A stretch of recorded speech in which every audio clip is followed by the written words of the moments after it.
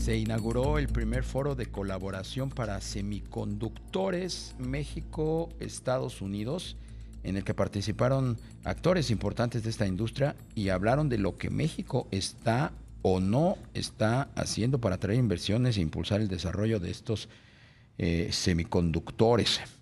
Vamos a platicar con Carlos Rebellón, él es director de Asuntos de Gobierno de las Américas, México y Canadá de Intel Corporation. ¿Cómo estás, Carlos? Muy buenas tardes. Buenas tardes, un gusto estar aquí. Te saluda también Rogelio Varela. Carlos, buenas tardes. ¿Qué tal, Platícanos, Rogelio? Carlos, Un por gusto. favor, de qué se trata este foro, cuál es el objetivo, quiénes participan. Bueno, el foro es una iniciativa esponsoreada por el gobierno americano en el cual se le dio la coordinación a Canieti, México, para crear un espacio de diálogo entre representantes de gobiernos e industria de Estados Unidos, gobierno federal y estatales de México, la academia y la industria de electrónica y semiconductores para diagnosticar y definir acciones para crecer o aprovechar el crecimiento que esta industria va a tener en los próximos 10 años y que ese crecimiento se vea reflejado en más inversión y más empleo en México. Claro. Carlos, y desde la perspectiva de Intel, ¿qué tendría que hacer nuestro país para pues traer estos grandes proyectos de chips y de semiconductores?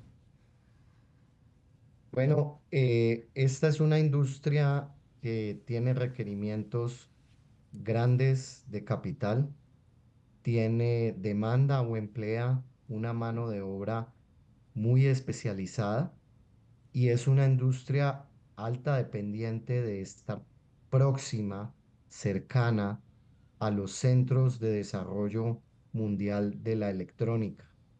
En ese último sentido es donde tiene México la ventaja más grande, ya que es el país vecino y principal socio comercial de uno de los polos de desarrollo de la electrónica más grande del mundo, es Estados Unidos. Son dos mercados muy integrados y México ya tiene una industria electrónica importante, sobre todo en el norte y centro del país. ¿Qué se requiere? Se requiere entonces mucha inversión pública y privada en talento especializado. Cuando decimos inversión es en entrenamiento de las personas, en currículos, en programas de investigación y desarrollo, etcétera. Y por otro lado, es una industria donde a nivel mundial se compite muy fuerte en materia de incentivos, incentivos al aterrizaje de empresas, beneficios de comercio, impuestos y del estilo zonas francas, acceso competitivo a tierra, energía y agua, e igualmente incentivos o beneficios para quienes desarrollen el talento. Carlos, ahora que se habla mucho de la relocalización y el nearshoring y las ventajas y oportunidades que se le abren a México para atraer nuevas inversiones, ¿sería factible que se aprovechara esta coyuntura y en el marco también de los esfuerzos que hace el gobierno del presidente Joe Biden en Estados Unidos de desarrollar este tipo de industria, se pudiera hacer también en México plantas de semiconductores? Hoy por hoy se hacen ya varias etapas, es una cadena compleja. Hoy por hoy en México ya varias empresas hacen diseño de semiconductores, que es la primera etapa, y sobre todo se hace mucho y se trabaja mucho en las últimas etapas, que se conocen como ATP o ATM, de ensamble, manufactura final, validación y empaque. Y en donde México es más fuerte, es en la última etapa de todas, que es tomar los chips e integrarlos en computadores, en aparatos electrónicos y pues a futuro algo que está creciendo mucho la industria automotriz. ¿Qué es factible traer a México? Lo más factible de traer a México son plantas o sitios que hagan esas tareas de ensamble, validación a empaque y traer manufactura de componentes de los chips, no directamente el chip, pero sí componentes como los circuitos integrados impresos y los sustratos que hoy no existen en México y que en su mayoría se fabrican en países asiáticos. Claro. Carlos, y en ese sentido, ¿tú ves que los gigantes de Asia, que pues son los líderes en la fabricación de semiconductores, podrían instalarse en México? Es muy factible en el sentido en que con las disrupciones que hubo a través de la pandemia, los conflictos que existen, los costos de logística que en la medida en que estos productos se hacen más complejos, eso aumenta la logística porque aumenta la necesidad de un producto de ir de un país a otro muchas veces antes de llegar a finalizarse. Un chip hoy por hoy a nivel mundial puede cruzar 32 países antes de ser finalizado.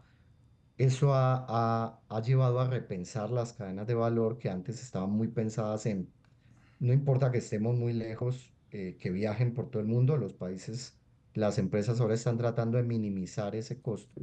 Una forma muy importante de minimizar el costo sería que la industria más próxima de la electrónica de Estados Unidos creciera y esa es la industria mexicana.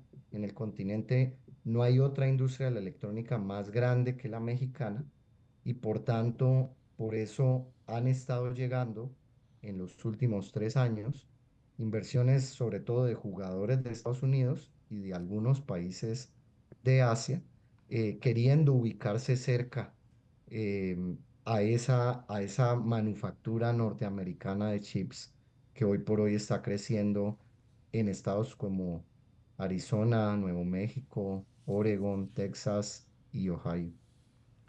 Esta, este foro, ¿cuándo se realizó y quiénes participaron? ¿Y dónde fue?